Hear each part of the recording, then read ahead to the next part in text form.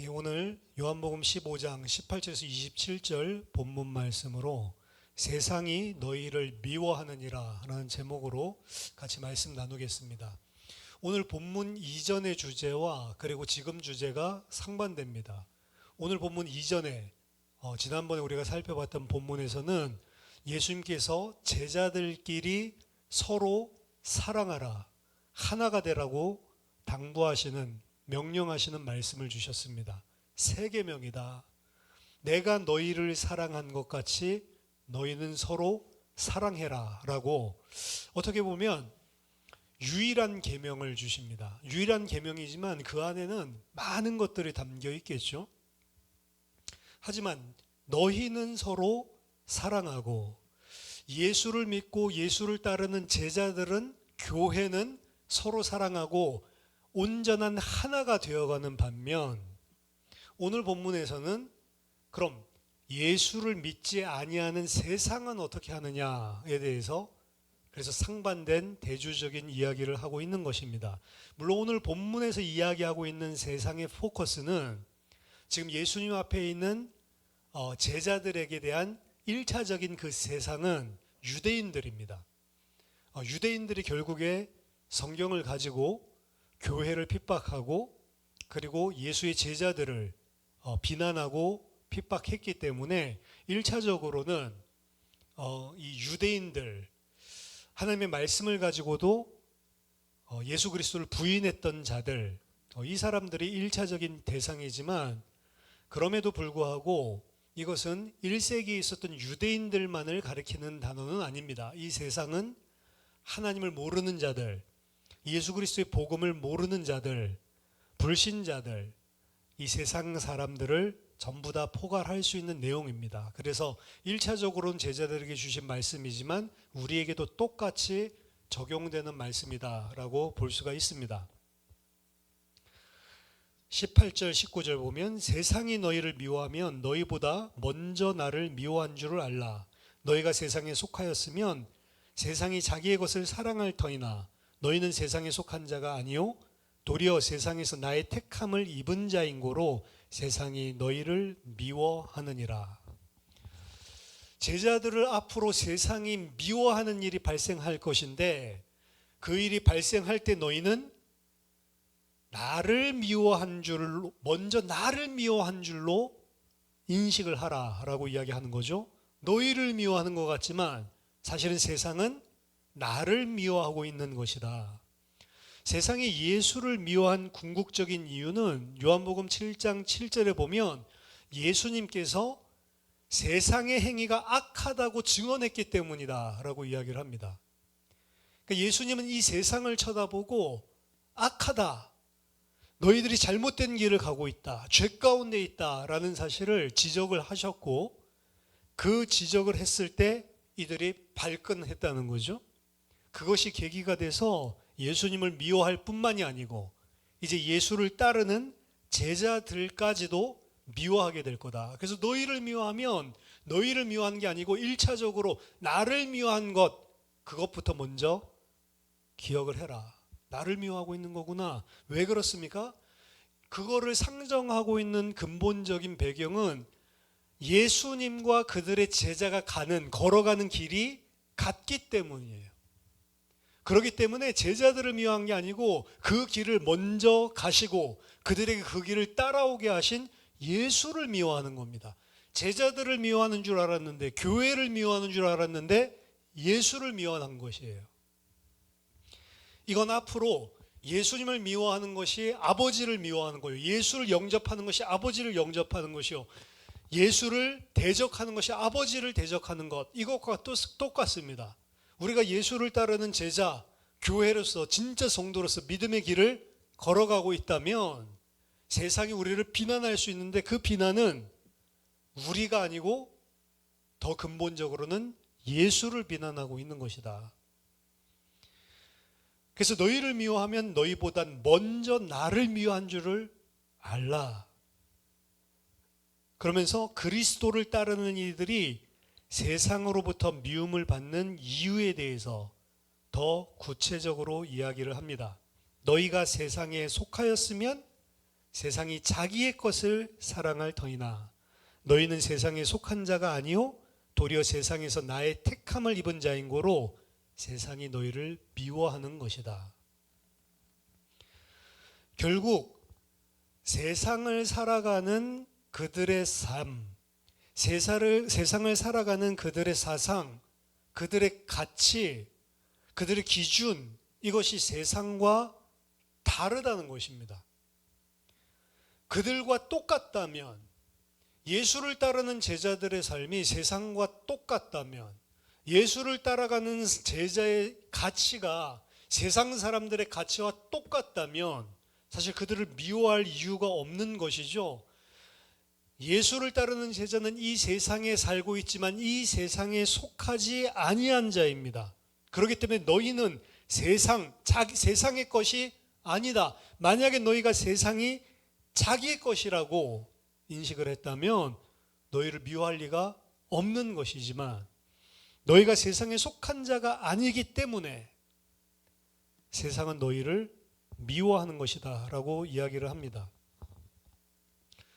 한마디로 말하면 예수를 따르는 제자, 예수를 믿는 그리스도인은 세상과 다르다라는 것을 아예 기본 전제로 깔고 있는 것입니다. 이 말씀을 주실 때에는 아직 제자들도 세상의 것이랑 똑같은 상태였어요. 우리도 마찬가지입니다. 우리가 세상과 구분되어서 세상과 다른 삶을 살아간다라고 하는 것은 그리스도인들이 처음부터 이 세상에 속하지 않은, 세상에 속한 적이 없기 때문이 아니라요, 예수께서 그들을 세상에서 택하여 끌어내셨기 때문입니다. 그것을 보고 구원이라고 하는 거죠. 이 세상은 하나님의 원수들이요 하나님의 반역자들입니다. 하나님의 원수요 하나님의 반역자들 가운데에서 하나님께서 은혜로, 왕의 은혜를 힘입어서 그들이 그 세상에서 빠져나올 수 있었던 것이고, 그 빠져나온 자들은 이제 합법적인 왕을 다시 사랑하고 그 왕과 연합하게 된 자들입니다. 그렇기 때문에 반역을 하고 있는, 왕을 대적하고 있는 그들의 삶과 가치와 방향이 안 맞게 되어 있는 거예요. 그렇기 때문에 하나님의 반역하고 있던 무리들 가운데 일부가 그 하나님의 은혜로 빠져나와서 하나님과 연합하고 다시 한편이 되었는데, 하나님을 반역하는 자들이 그 하나님과 한편된 자들을 사랑할 수 있다? 만무한 거죠. 그럴 일이 없는 것입니다. 그런 기대는 불가능한 것입니다. 그리스도인들은 알아야 됩니다. 그리스도인은 비그리스도인들과 본질적으로 다르다. 만약 다르지 않다면 그리스도인이 아닌 것입니다. 그렇죠? 그리스도인들 자신들이 본질적으로 우월하다고 생각해서는 절대로 안 됩니다. 왜냐하면 그들도 다른 모든 세상의 사람들과 마찬가지로 본질상 진노의 자녀였다라는 사실을 명심해야만 합니다.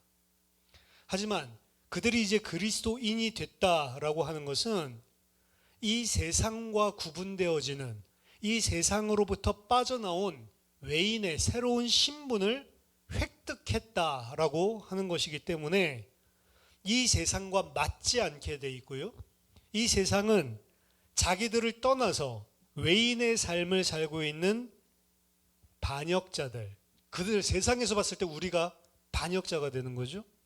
배반자들, 이 사람들은 따돌릴 수밖에 없는 것입니다. 20절입니다. 내가 너희더러 종이 주인보다 더 크지 못하다 한 말을 기억하라. 사람들이 나를 핍박하였은즉 너희도 핍박할 터이요 내 말을 지켰은즉 너희 말도 지킬 터이라.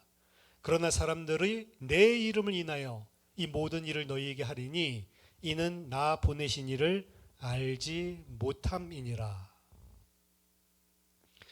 내 이름으로 말미암아, 예수 그리스도의 이름으로 말미암아 그 이름을 인하여 이 모든 일, 이것은 박해고 핍박이고 그들을 왕따시키고 그들에게 그들을 미워하고 어떻게 보면 그들을 척지는 것이죠.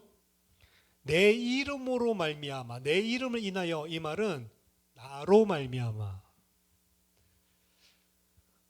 그러니까 세상이 싫어하는 짓을 해가지고 싫어하는 것, 세상 사람들이 봤을 때도 이해할 짓을 못 해가지고 쟤네들 왜 저래? 그것 때문에 미워하는 것은 지금 이야기하는 거랑 관계가 없는 것입니다. 내 이름을 인하여 이 모든 일을 너희에게 하리니. 앞에 보면 나를 핍박하였은즉 그 사람들은 너희를 핍박할 것이요. 그리고 세상 가운데 일부는 내 말을 지킨 사람들도 있는데 이 사람은 이제 구원받은 사람들이겠죠. 내 말을 지켰은즉 너희 말도 지킬 것이다. 두 종류의 사람이, 하나님이 택하신 자들을 뽑아내므로 말미암아 두 종류의 사람이 발생을 하는 것이죠. 하지만 분명하게 기억할 것은 그들의 반응이 좋든 아니면 그들의 반응이 나쁘든 결국 그들 자신 때문이 아니라 예수님 때문에 일어난다는 것입니다. 그들이 하나님을 진정으로 알았더라면 예수 안에서 하나님의 계시를 알아차렸을 것이고, 하나님을 몰랐기 때문에 예수 안에서 보여주신 하나님의 계시를 몰랐다. 이 핍박을 하고 너희를 미워하는 이 사람들은 나 보내신 이를 알지 못함이라. 예수님이 하나님께서 보내주신 최고의 계시, 마지막 계시면서 가장 선명하게 보여준 계시인데, 이 계시를 쳐다보고도 눈치채지 못하는 자들은 하나님을 알지 못하기 때문에 그런 것이다.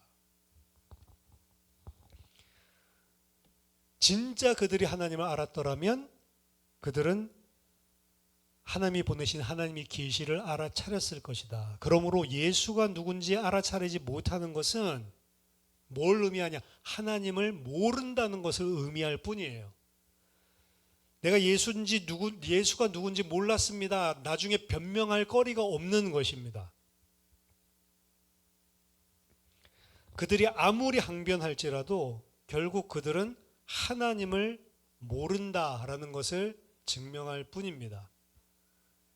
그래서 이 유대인들이 하나님 안다라고 생각을 하고 나중에 16장에 보면 이게 바로 하나님이 섬기는 예다라고 하면서 제자들을 치는데, 그들은 하나님이 기뻐하시는 일이다라고 생각하고 제자들을 핍박하는데, 그 이유가 뭐예요? 하나님을 그들은 누군지 모른다. 여러분, 이건 유대인들만의 이야기가 아닙니다. 하나님이 누군지를 모르면서 하나님이 기뻐하시는 일을 한다고 착각할 수가 있는 거예요. 교회를 다니면서도 성경을 보면서도 실제로는 하나님을 모르는데 안다고 착각하는 것이죠. 안 정도가 아니라 그 하나님이 기뻐하시는 일을 힘써서 하고 있는 사람들이죠. 이게 유대인들인데 예수님은 하나님을 알지 못한다. 22절 24절입니다. 내가 와서 저희에게 말하지 아니하였더라면 죄가 없었으려니와 지금은 그 죄를 핑계할 수 없느니라.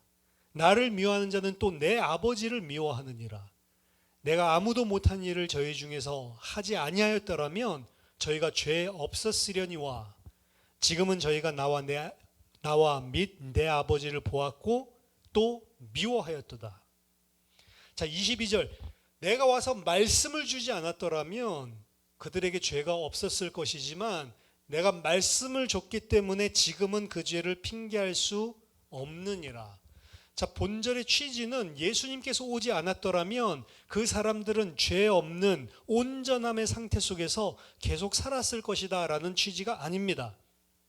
즉 예수님께서 오심으로써 처음으로 그들 가운데 하나님 앞에 죄와 거기에 대한 죄책이 발생했다라는 이야기가 아니에요. 그 취지는 예수님이 그들에게 와서 말씀함으로 그들의 죄들 가운데서 가장 중심적이고 가장 지배적인 죄, 즉 하나님의 은혜의 계시를 배척하고 하나님을 대적하여 반역하는, 빛보다 어두움을 결정적으로 더 좋아한 죄가 드러나게 된 것입니다. 예수님이 오지 않으셨을 때에도, 예수님의 말씀을 그들에게 찌르지 않았을 때에도 그들은 이미 죄인이었어요. 빛보다도 어두움을 더 사랑하고 하나님보다 세상을 더 사랑하는, 하나님을 알지 못하는 죄 가운데 있었던 자들입니다. 만약에 그렇지 않고 하나님을 아는 자다라고 했더라면 예수님 취지는, 그러면 이 말이 무슨 말인지, 아버지의 말씀인지 분명히 알았을 것이다. 그런데 이 말씀을 듣고도 너희들은 이 말씀을 거역했다? 너희는 그 죄를 핑계할 수 없다라고 이야기하는 것입니다. 말씀의 선포가 이렇게 무서운 거예요. 말씀의 선포는 그 전에 죄가 없었는데 말씀 선포했는데 말씀을 안 믿었기 때문에 죄인이 되는 게 아니고, 말씀 선포는 받으면 살아나는 것이지만 말씀 선포를 받지 않으면 그 이전부터 지금까지 쭉 죄인이었다는 사실을 드러내고 핑계치 못하게 하는 게 이 말씀이에요. 그래서 우리가 선포하는 복음 또한 그렇습니다. 복음을 선포하면 그 이전에 하나님을 배역하고 하나님을 대적해서 살아왔던 죄인인 사실을 들춰내는 동시에 그 말씀을 받으면 살아나는 것이요, 말씀을 받지 않으면 역시 너는 하나님을 배역한 죄인이다 라는 사실을 확증시켜주는 것입니다. 핑계할 수 없다.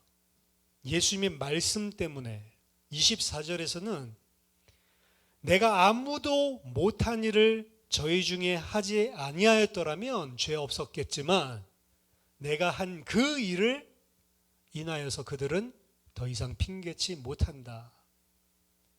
예수님은 아무도 하지 못한 일을 그들 가운데서 행하셨습니다. 그토록 많은 표적들을 보여주시고 그토록 내가 아버지께서 보낸 자다라는 증거들을 보여주셨음에도 불구하고 그들은 여전히 그를 믿고자 하지 않았습니다. 그들은 22절 예수님의 말씀과 24절 예수님의 행하신 일들을 배척했습니다. 그들은 마땅히 예수님의 말씀 속에서 하나님의 음성을 들었어야 했고, 마땅히 예수님께서 행하신 그 일들 속에서 하나님이 행하시는 일을 봐야만 했다는 거죠.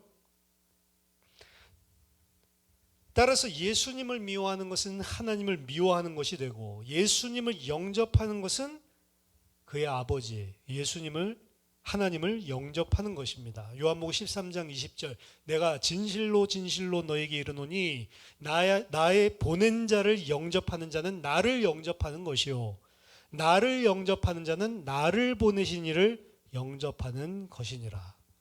예수님이 보내신 자, 제자들을 영접하는 것은 제자들을 영접하는 것 같지만 예수를 영접하는 것이고, 예수를 영접하는 것은 예수를 영접하는 것 같지만 나를 보내신 아버지를 영접하는 것이다. 예수님은 그의 인격 속에서 그리고 그의 말씀과 행하시는 그 일들 속에서 아버지와 온전히 하나로 결합되어져 있었기 때문에 그를 어떤 식으로, 예수를 어떤 식으로 대하든지 그것은 모두 다 하나님을 대하는 태도가 됩니다. 그리고 지금 제자들에게 이야기를 하는 것은 내가 아버지와 하나가 된 것처럼 너희도 나랑 하나가 된다라는 것을 기본적으로 깔고 지금 다 이야기하는 거예요. 예수를 믿는다는 것은 예수와 온전히 하나가 된다는 것입니다.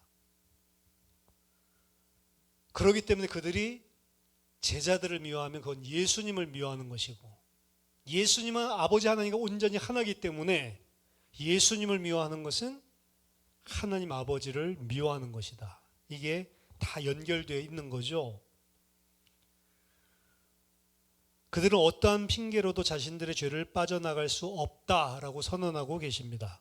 최고의 계시가 오신 이후에는 그 어떤 핑계도 발붙일 수 없게 돼 버렸습니다. 이 계시는 죄를 드러낸과 동시에 그 치유책을 제공하고 있습니다. 그 치유책을 받아들인 자, 영접하는 자는 사는 것이고, 그 치유책을 배척하는 자들은 자기의 죄가 드러나는 것을 싫어해서 예수님을 부정하고 예수님이 제공해 주신 그 치유책 또한 부정해 버립니다. 25절입니다. 그러나 이는 저희 율법에 기록된 바 저희가 연고 없이 나를 미워하였다 한 말을 응하게 하려 함이니라. 하지만 이러한 세상의 미움과 핍박과 박해, 대적함이 일어날 때에 기억할 것은 세상의 미움이 하나님의 구속 계획을 하나도 위태롭게 만들 수 없다라는 사실을 기억해야 합니다.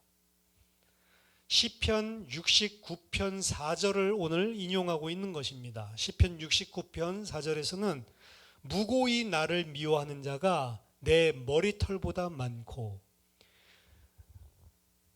내 원수가 되어 나를 끊으려 하는 자가 강하였으니 내가 취치 아니한 것도 물어주게 되었나이다. 다윗의 시인데요. 다윗은 예수 그리스도를 예표하는 자로 그 시를 고백하고 있는 것입니다. 다윗의 고백이 1차적이지만 그게 앞으로 예수 그리스도 하나님께서 보내실 다윗의 후손의 고백이 항상 겹쳐 있다라는 사실을 기억을 해야 되는데, 이 말씀을 예수님이 인용하시는 것입니다. 무고히 나를 미워하는 자가 내 머리털보다 많고 내 원수가 되어 나를 끊으려 하는 자가 강하였으니 내가 취치 아니한 것도 다 물어주게 되었나이다. 예수님 입장에 보면 예수님이 취하지 아니한 것도 다 물어준다. 죄의 대가죠. 사실 예수님은 그 원수들의 대적들이 미워할 만한 일을 하지 아니하고 죄인들이 받아야 될 그러한 핍박과 그런 갈등, 그런 대적 이런 것들을 받을 이유가 없는 분인데 우리를 대신해서 다 물어주셨다라고 하는 고백입니다.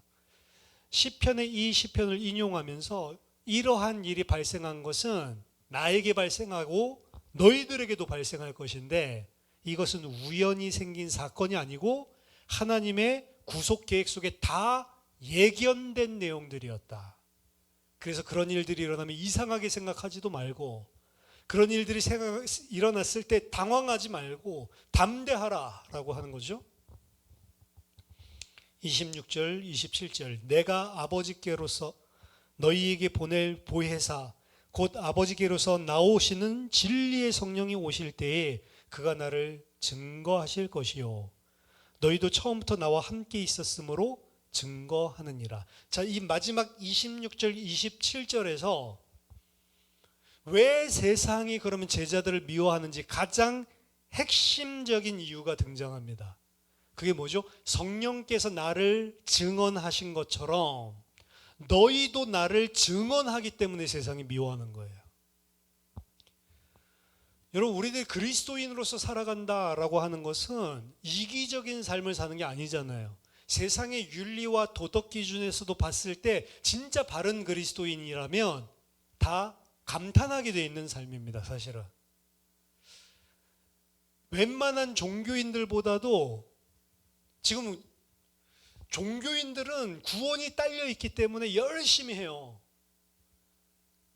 그런데 기독교인들은 구원이 딸린 일이 아니고 하나님의 은혜를 진짜로 받은 그리스도인은 종교인들보다도 더 열심히 하게 되어 있다고요. 종교인들이 하는 헌신보다도 더 한 헌신을, 종교인들이 하고 있는 윤리도덕보다도 더한 윤리도덕을, 왜? 나를 부인하고 이제 하나님을 사랑하고 내 이웃을 내 몸과 같이 사랑하는 삶을 살게 돼 있으니까. 그래서 그리스도인의 삶은 사실은 어떻게 보면 모든 자들을 섬기고 돕고 예수를 믿는다 안 믿는다 이런 거 딱 빼놓고 그냥 삶을 쳐다봐도 아, 저 사람 너무 선해, 아, 저 사람 너무 마음이 맑은 분이야. 사실 이렇게 사는 게 그리스도인의 삶이라고요. 만약 그렇게 살고 있지 않다, 그럼 진짜 우리 가운데 말씀이 아직 희미한 거죠. 아직 세상이 섞여 있는 거죠. 교육을 많이 받았건 많이 받지 못했건 진짜로 예수를 믿고 예수가 하나가 돼서 나를 부인하고 십자가를 지고 예수를 따라가는 자의 삶은 그냥 일반적인 세상 사람들이 봤을 때에도 어떻게 보면은 고마운 사람이고 존경스러운 사람이고 참 소중하고 귀한 사람이고 귀감이 되고자 저런 사람이 귀감이 되지, 이런 삶이라고요. 진짜 그리스도인의 삶은. 그래서 그리스도인으로 살게 됐을 때 세상이 미워하는 게 아니고 사실은 좋아합니다. 진짜 그리스도인의 삶을 살면 세상이 미워하는 게 아니고 좋아해요. 여러분, 내가 정말로 신실하고 선하고 진짜 하나님의 말씀을 따라서 많은 사람들을 섬기고 살고 그 사람들을 포용해주고 그 사람들을 위해 울고 그 사람들을 위해 기도해주고 그런 삶을 살면 세상 사람들이 미워하지 않는다고요. 근데 왜 미워한다고 이야기합니까? 세상이 미워하는 이유는 그냥 그렇게만 살면 좋은데 예수 믿어야지 된다. 하나님을 대적하는 죄에서 빠져나와야 된다. 세상을 보고 계속 죄인이라고 지적을 하고 거기서 빠져나올 길은 예수밖에 없다. 예수 믿으라고 이야기하거든요. 말하자면 예수 그리스도를 증언하기 때문에 미워하는 거예요. 영적인 이야기입니다. 그래서 그렇게 섬기고 도와주고 그렇게 본이 될 만한 삶을 살아도 이 사람이 증언하는 그 예수를 미워하기 때문에 기독교인들을 미워하게 돼 있는 거예요. 왜 네 종교를 그렇게 강조하냐? 근데 오늘날에 기독교인으로서 열심히 교회 다니고 예배드리고 기도하고 그렇게 예수님의 제자로서 어떻게 보면은 이 세상 속에서 섬기는 자로서 살아가고 그렇게 신앙생활을 열심히 하는 것 같은데 세상이 전혀 안 묘하고 세상이랑 전혀 부딪힘도 없고 세상이랑 전혀 일말의 갈등도 없고 맞지 않는 부분도 없고 너무 관계가 좋게 잘 나간다. 그것은 예수 그리스도를 증언하지 않기 때문에 그렇습니다. 진리를 증언하지 않기 때문에 그래요. 오늘날에 보면 크리스마스에 교회에서 이제 절의 중을 초청을 하죠. 스님들 모셔가지고 서로 축하해주고 서로 허그하면서 사랑과 평화 이야기를 하죠. 4월 초파일 되면 절에 가서 목사님들이 축하 이야기를 하죠. 부처님의 자비가 넘쳐나기를 빈다고 서로 손잡고 서로 우리 종교끼리 네 거 내 거 싸우지 말고 하나 됩시다 라고 하하호호 하죠. 그렇게 하면 세상이 안 미워해요. 세상이 미워하는 거는 다 잘해줘도 딱 한 가지가 안 통해서 그렇습니다. 예수만 유일한 하나님 만나는 길이다. 이게 안 통하는 거예요. 예수 믿어야지 산다. 안 그럼 너희 죄 가운데 하나님의 진노를 피할 수 없다. 이런 말하면 안 좋아하는 거예요. 그거는 너희 종교에서 이야기하는 거고 내 종교는 안 그래. 각각의 종교가 있는 거지. 근데 오늘날 교회가 어떻게 됐다고요? 그래, 각각의 종교가 있는 거지. 난 예수 열심히 믿을게. 너는 뭐 석가를 열심히 믿어라. 마음에서 열심히 믿어라. 그렇게 하니까 하나가 되죠, 세상과. 예수를 믿는데 하나가 된 게 아닙니다, 그게. 원래부터 예수를 안 믿었기 때문에 그게 드러난 것뿐이에요. 그렇죠?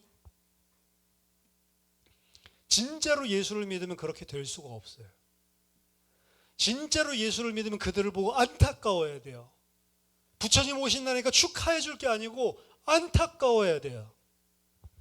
이 복음의 진리를 알지 못하는 사람들 때문에 안타까워야 되고 다 통하고 다 정말로 너무 나랑 잘 맞는데도 이게 안 통하기 때문에 뭔가 답답하고 진짜 깊은 교제는 할 수 없고, 이게 믿는 거죠. 오늘 난 믿는다 말을 하는데 믿는 색깔이 없는 거예요. 마태복음 7장에 보면 마지막 날에 그때 주님 앞에 서서 주여 주여 내가 주의 이름으로 이 일도 하고 저 일도 하지 않았습니까? 주의 이름으로 권능도 행하고 주의 이름으로 선지자 노릇을 하고 주의 이름으로 많은 사역들을 하지 않았습니까? 그때 예수님이 뭐라고 말씀하시죠? 나는 너를 도무지 알지 못하노니 이 불법을 행하는 자들아. 불법을 행하는 자는 율법이 없는 자입니다. 하나님의 말씀이 없는 자야. 내 앞을 떠나가라. 그럼 그 말씀이 있다는 건 무슨 소리입니까? 말씀을 가지고 행하는 자라고 나와 있죠. 마태복음 7장에. 말씀이 삶이 되지 않으면, 말씀이 내 가치관이 되고 말씀이 나를 붙들고 사는 삶이 되지 않으면 그거는 믿음이랑 아무 상관없는 거다. 너희들이 많이 배워가지고 선지자 노릇을 하고 교사 노릇을 하고 가르쳐줬어도 그 말씀은 너랑 상관이 없는 거다. 왜? 그 말씀은, 내가 말씀을 믿는다, 말씀을 깨달았다라고 하는 것은 내 삶이 그 말씀에 따라서 뒤집어져야 되는 거거든요.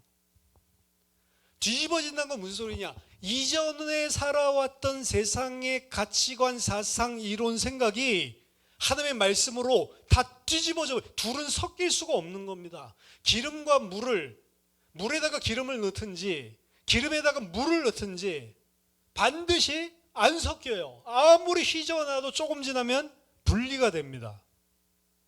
만약에 기름이다라고 했는데 물을 부었는데 섞여버린다. 그건 기름이 아니었던 거예요, 처음부터. 맞죠? 기독교인이라고 하는데 내 삶에 하나님의 말씀이랑 아무 상관이 없다. 기독교인이 아니요. 믿음이 없는 겁니다. 주일날 와서 말씀 끄덕끄덕거리고 아멘 깨달았다고 그게 말씀으로 사는 게 아니에요. 나의 삶 중에 나에게 일어난 일들 속에 말씀을 가지고 대입할 수가 있어야 돼요. 도피성으로 피하게 하신 그 하나님의 은혜, 요단 동편에는 사실은 도피성을 세울 그 땅이 아니었는데도 불구하고 두 지파 반 하나님이 택하신 자들이 거기 남겠다고 하니 그 땅도 약속의 땅에 편입시켜 줄 뿐만이 아니라 그들도 피할 수 있는 그리스도 도피성을 그들에게 주셨단 말이에요. 그게 우리의 주일날 말씀이잖아요. 도피성에 들어갈 수 없는, 범죄인 줄 알면서도 죄 짓는 그 우리들을 가장 본질적인 걸로 결국에는 하나님 몰라서 아버지 저들이 하는 것입니다. 그럴 수밖에 없지 않습니까? 하나님을 모르는데 저들은 도피성에 들어올 수 있는 의도적이지 않은, 아무런 의도 없이 잘 몰라서 죄를 지은 자들입니다.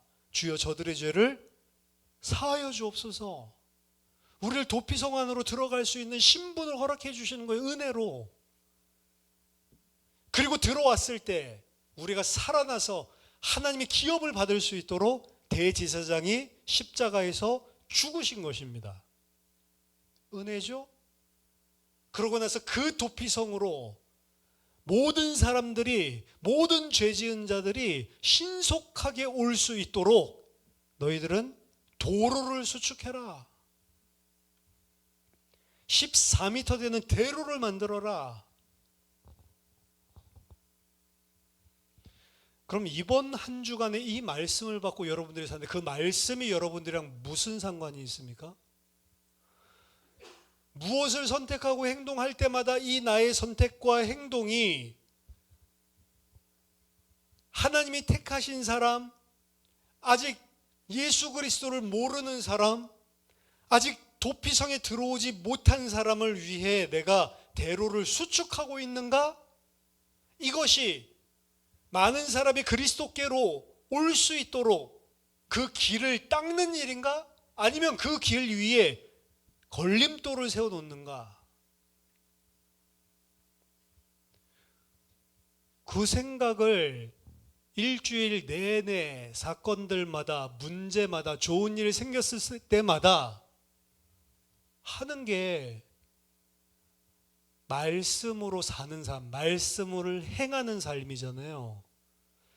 근데 마태복음 7장에 나온 그 사람들은 말씀이 없어요. 불법, 무법한, 정확하게는 무법한 자예요. lawlessness, 하나님의 율법이 없는 자.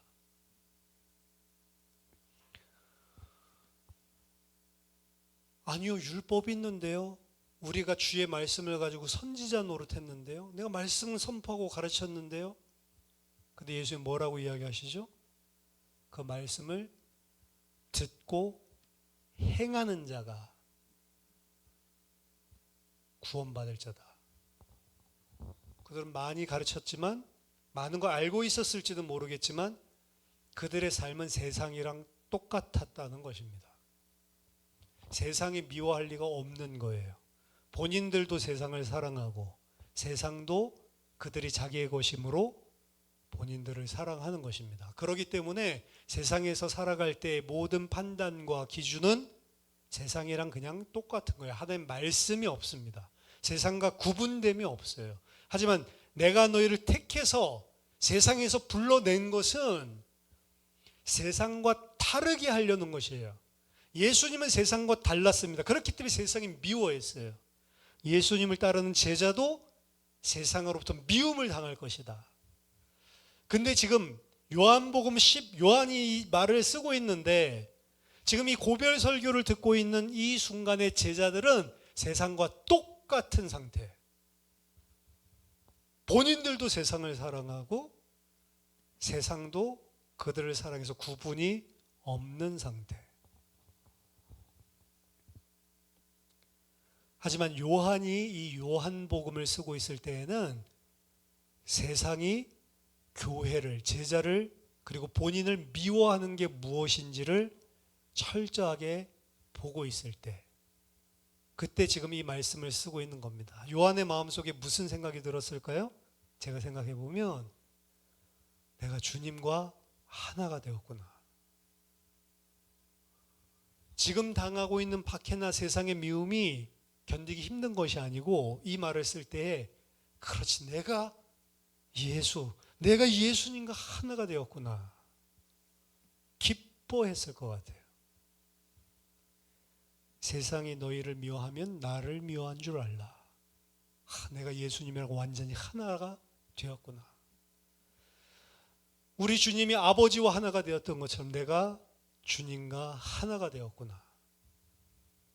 요한복음, 요한계시록, 이러한 복음서들, 이러한 하나님의 말씀은 평안한 상태에서, 세상과 하나 된 상태에서 나온 것이 아니고 세상으로부터 미움을 받고 박해를 받았을 때, 그때 기록한 것입니다. 하지만 그때 기록할 때에 서신서들이라든지 복음서 기자의 이러한 글들을 보면 그들은 그것 때문에 힘겨워하는 것보다는 더 본질적으로 그들이 그럴 수밖에 없는 자가 되었다는 사실을 감사하고 있는 거예요.